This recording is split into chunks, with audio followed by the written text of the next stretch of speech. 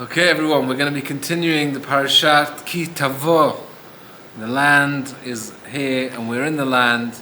Hashem wants to give us all the shefa, but all He wants us to do is express gratitude and acknowledgement to the fact that we do not deserve anything, and He's kind, and He gives us. He gives us so much, and He wants us to keep it, but with the awareness that He is the one giving it. There is a source for all good comes from. V'alken, and therefore, says Rav Moshe, Tziva Yitbarach, Asot et kol hakavod ha'amur. Hashem tells us to bring the Bikurim, not just simply, but with great honor and with great procession and pump of celebration, of excitement, as if we're carrying the prince himself. L'man yoruke enam kfuyei tova, to show and express that we are not in denial of the good we're receiving. Rak makirim, and on the contrary, we were actually acknowledging ki hakol shelo yitbarach, everything is His.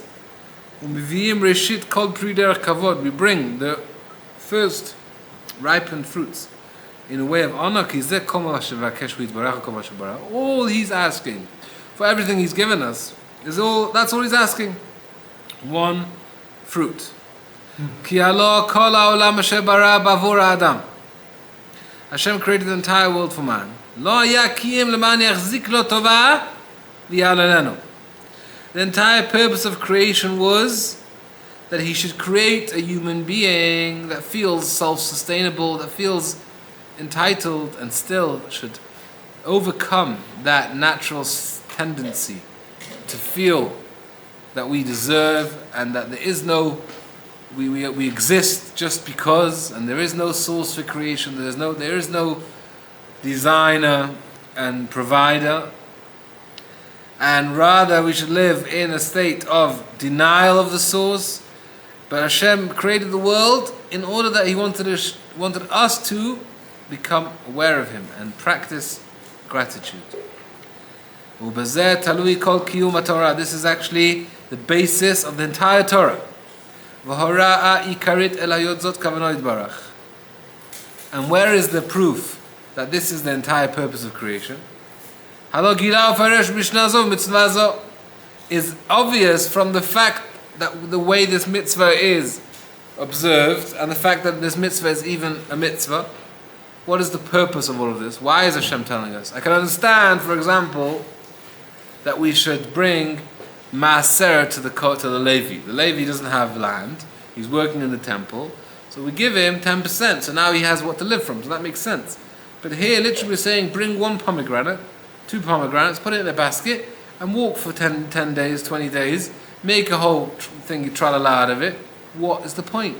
So this is the point. The point is the entire honor that we're giving Hashem. We're giving the honor back to the Lord.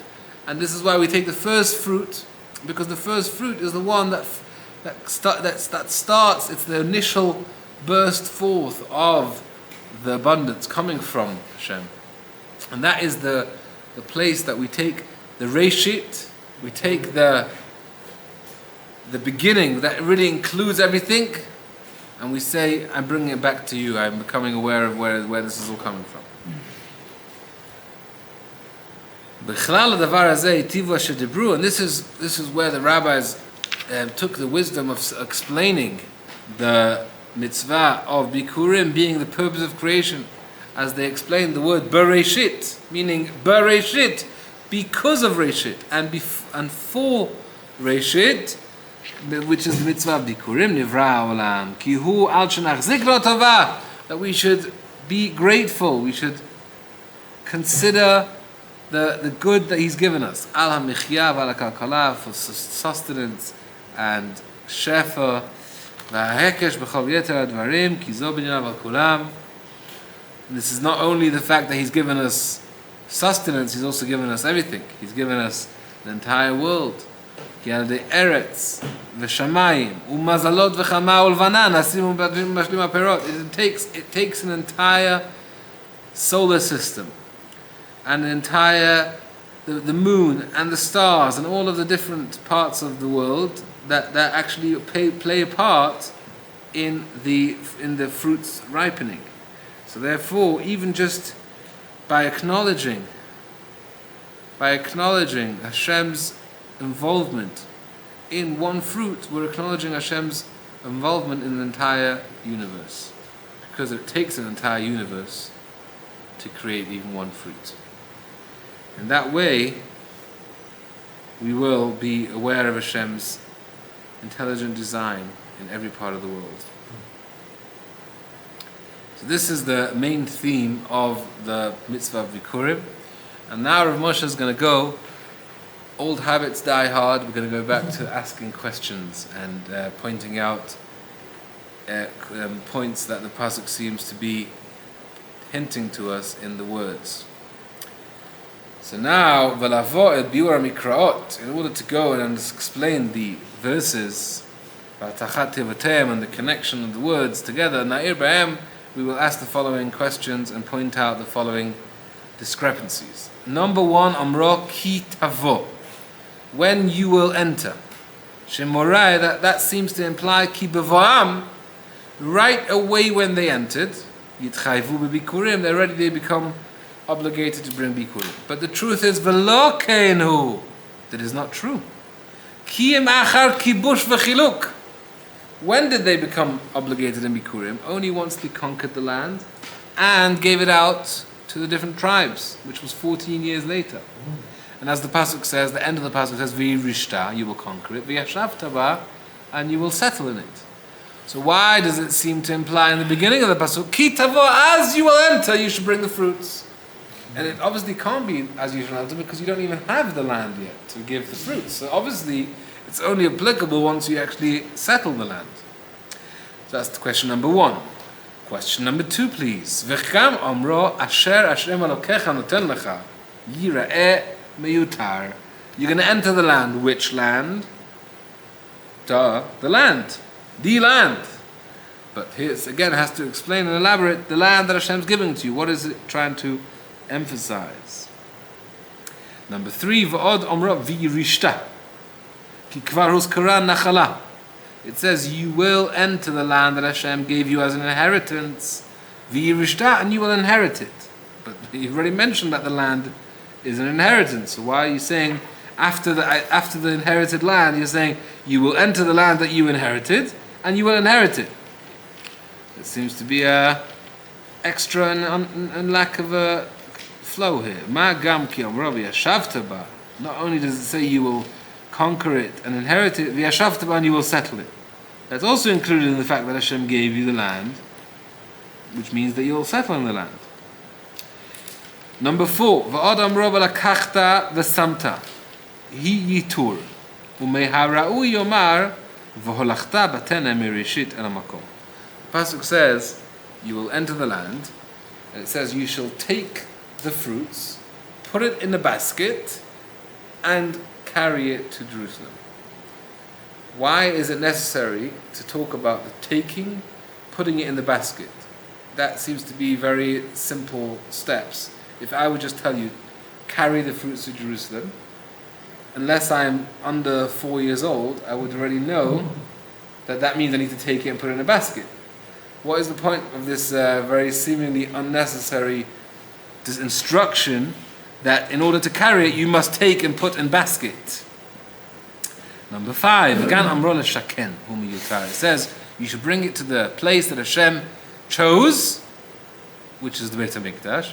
But it says Hashem chose l'shaken, to rest His name. Why is it necessary to emphasize that the place Hashem chose is that He chose to rest His name? Number five. That was number five. Number six. In this second pasuk, it says it again that Hashem, in the land that Hashem is giving to you. So again, like we're saying, this is really hinting to the theme that the entire purpose and energy of the mitzvah of Bikurim is that Hashem is giving you the land. So that's why obviously it's being repeated. But we'll see soon how this all comes together in a very beautiful, wholesome approach. Number seven. Amro asher tavi me'artzecha. Says you should take the fruits and put it into a basket, which you're bringing from the land. Where am I bringing from? From the land. Tavi sounds like you're bringing. So what does that mean? It means you're taking and you're bringing. What you taking or bringing? How does it go? How does it work? When you taking means to bring to somewhere. So why does it say? It seems to be talking from the opposite perspective. Taking means you're taking from A to B. Bringing will mean you're in B already and you're bringing it to B. This is actually connected to the Daf Yomi this week. If you learn Daf Yomi on Sunday, I believe it was, it talks about there's actually Halacha learned from this pasuk, that you have to take and bring. The same person that takes it from the land has to bring it. If two people did it, then it's different. But Ramosh is going to point out a halacha, a lesson from this discrepancy. Number 8, it says, there's a very famous pasuk that says you should carry it to Jerusalem and bring it to the Kohen that will be in the days that you exist, in your days. And the rabbis say, what does it mean, the Kohen in your days? It means that you have to give it to the Kohen that's alive. You can't give it to a Kohen that's dead, because he's not around. So the rabbis say, you shouldn't be worried about the fact that the Kohanim these days aren't so special. I remember the old Kohen that died a few years ago. He was a Kohen. Look at this Kohen. How learned is he? How stringent is he? How special is he? Suddenly, so the pasuk is pointing out, don't you think that you should disrespect the Kohanim today? Amen. Every Kohen is a Kohen is a Kohen. There's a difference where he's holding in his spiritual journey. But the question is, says Ramosha, why does the Torah choose to point this out specifically here, right at the end of the Torah? We've been mentioning the concept of bringing truma to the Kohen, korbanot to the Kohen. We've been talking about bringing things to the Kohen for ages already. Suddenly here we choose to mention this fact that you shouldn't think lowly of the Kohen and think that's any less of a mitzvah to bring it to the Kohen if he's not on the same level. Why did Hashem choose to say this here? It would make more sense to talk about it. Yom Kippur. You think about, wow, who's going to represent us this year in the Kohen Gadol in Beit HaMikdash in the Holy of Holies? This guy? Seriously? Look at him. I was with him in the bar last night. I saw how many shots he downed. But no, it's the Kohen Gadol. Why don't we say it there? Yilamdeinu im beinenu eno hagun. The Torah should tell us that even if you feel he isn't worthy, we shouldn't worry. Hu HaKohen Shabei Yameinu, he's the Kohen of your times. Right, so what is this inadequate Kohen have to do with Bikurim specifically? Number 9, Va'od lama yidaber ata yidaber im Kohen, v'achar gach mipasuk va'anita medaber imo yitbarach. So it's a very interesting pasuk. It says when we initially arrive into Jerusalem, it says you should announce to the Kohen and say, I am telling Hashem thanks for the fruits he's given me. And then it says you should put the basket down in front of the Mizbeach. And then it says, and you should announce in front of Hashem and say, go through the history of the Jewish people, actually the verses that the Haggadah of Pesach is based on, which gives us a short 5 or 6 verse description of the entire Jewish history, beginning when Yaakov was in Lavan's house, and eventually ended up in Egypt, and eventually worked, and they came out. So this is like the abridged short version of our history, and that's what we're talking to Hashem. So that Rav Moshe is asking, why do we start off talking to the Kohen and then move over talking to Hashem? That's number 9. Number 10, Va'od lama yikacheu HaKohen miyado v'yanicheu lifnei HaMizbeach. Why is the Kohen taking it and putting it down, but then the Kohen picks it up again? Kivan she'achar kach chozer v'notla bal habayit v'omer arami v'chozer u'manicha lifnei Hashem. There seems to be 2 placings by the Mizbech. Initially he places it down, then he lifts it again and says the next statement, and then he puts it down again. So what is the double procession of putting it down? Another question, Lama Rishona de Kohen, The first time it says the Kohen should put it down. And then it says you should put it down. And the first time it says you should put it down in front of the Mizbeach. And then the second time it doesn't say you put it down in front of the Mizbeach. So there's two levels here. It's that Ramosh is going to explain soon as well, that this is what we're talking about here, that there's the initial bringing and placing down of the fruits. And then there's some kind of transition, that the actual bringing of the Bikurim and the being at the Beit HaMikdash with the Kohen is going to help us go through some internal spiritual growth. And then there'll be another placing after we've gone through that growth. We'll see soon what the procedure is. Number 11, V'gam omro higarti hayom. It says, I have told today that I thank Hashem and I appreciate His kindness. But he didn't say anything. He's announcing that I have told when he hasn't told. So that seems to be a lie. It's like he's coming in claiming that he's announced thanks to Hashem, where he hasn't actually done that. The interesting thing is that the other commentaries answer this question. They say, Higarati means I have announced, not by verbal expression, rather by physical expression, just by action. And the fact that a person comes and takes fruits from his hometown and does the whole journey, so he's actually announcing it by actions speak louder than words. So he's telling a story without even saying anything. And this is actually what we say in the prayers on Shabbat. I think it's Psalm 19, where it says that the heavens are telling the story of Hashem's honor, and U'ma'asei Adav, and Hashem's work, Magid Harakia. The sky tells the story of Hashem's great work. How does the sky tell Hashem's story? Just by existing. Right, so we see that telling the story isn't always through words. But that's the simple explanation. But Ramosh is going to explain to us what this means here, and in a different way. Number 12, Od mat tzorech haggadah. It's really interesting. Here he's answering the question, but he's asking it as a question. Mat tzorech haggadah. What is the purpose of even saying anything? Achar ki ba v'hu le'inenu. He did the action of coming, and he's right before us. So there is no need to speak, because actions speak louder than words. So he's asking, why is there a need to speak if, and specifically he seems to be saying in the comment, in the explanation down the bottom, that because it says here, what does he say that I've announced? I have now announced that I have come before Hashem. It's obviously because I've come to Israel. He's in the temple already. Right, you don't need to say that you've come to Israel, because the fact that you're here means you're here. But obviously when he says I've come to Israel, it doesn't mean I've come to Israel. It means I have announced that I know that Hashem brought me to Israel. That I'm here on a gift as a tourist. V'gam kama shinuyim en mispar.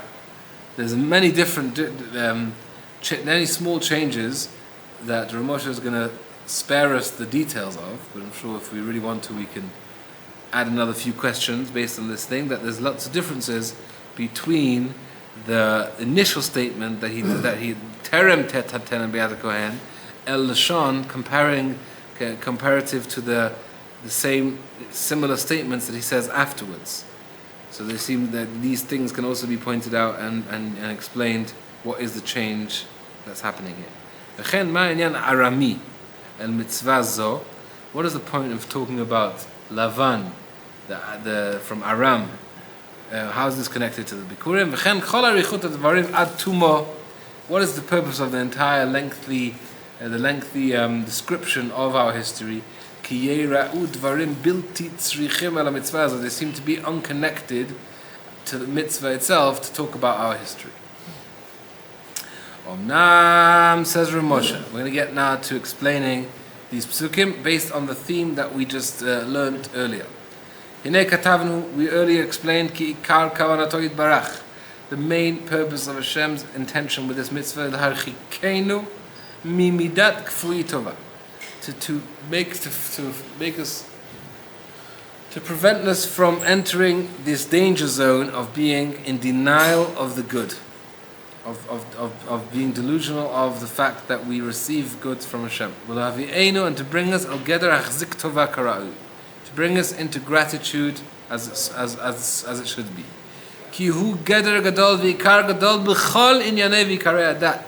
This is a very important, essential, foundational principle. It's at the heart and the foundation of the entire Jewish philosophy.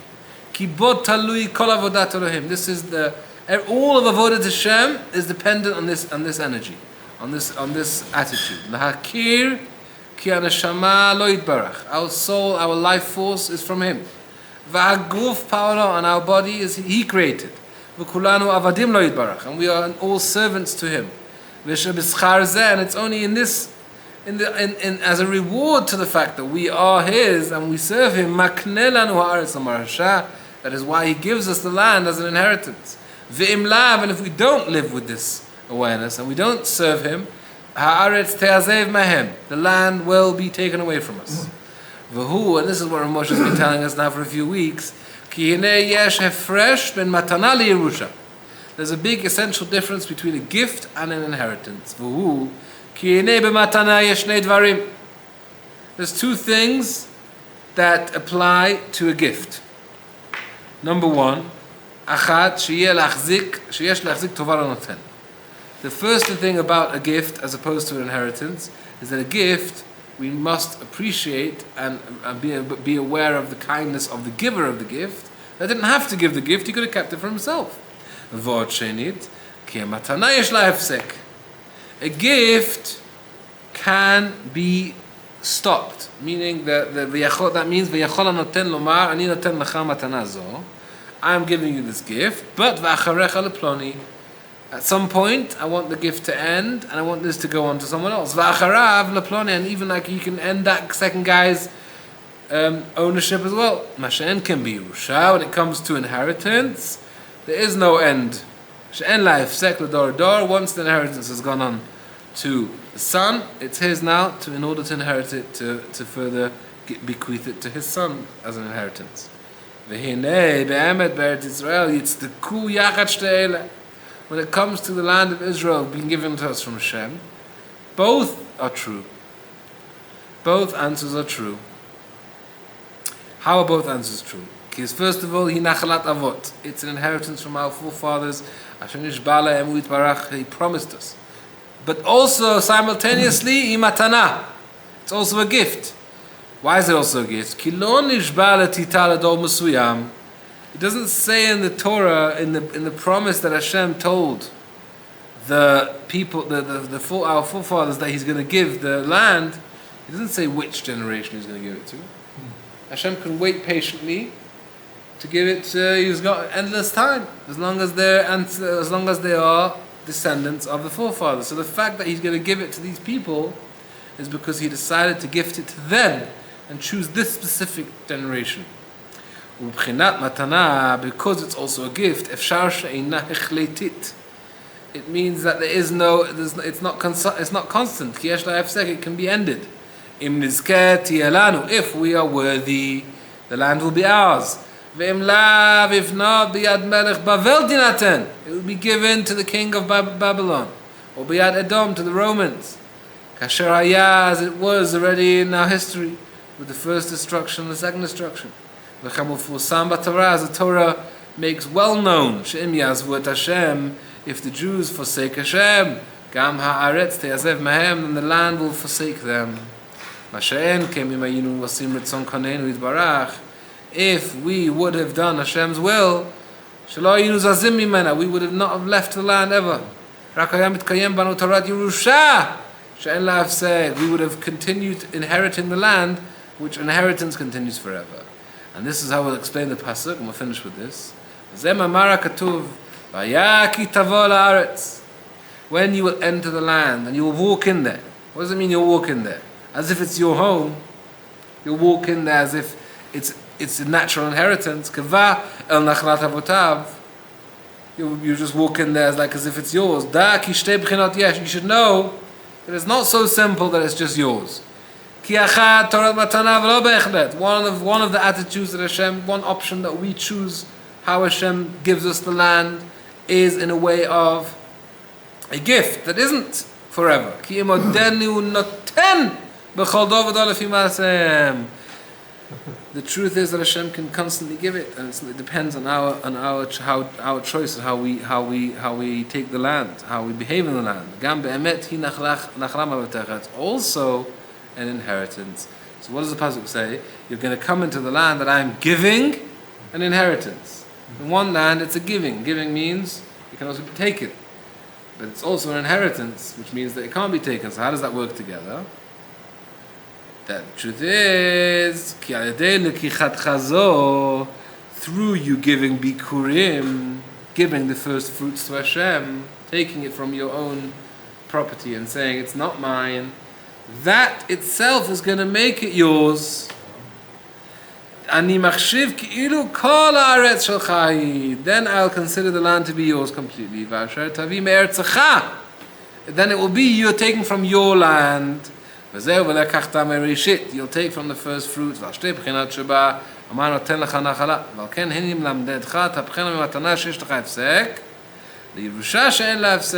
teaching you, says Hashem.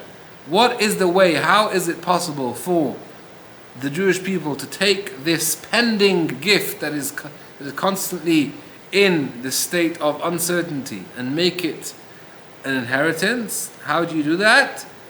How do you make it an inheritance? That is through bikurim, that you'll conquer the land, you'll settle it, and you'll settle it forever because it won't end. But the thing is, as Shlomo pointed out, that this is a constant avoda. We can always fall back into the denial of Hashem's goodness, and fall back into the delusion that we just belong here and that we're here forever. It's fascinating because I think that explains a problem I had in the text.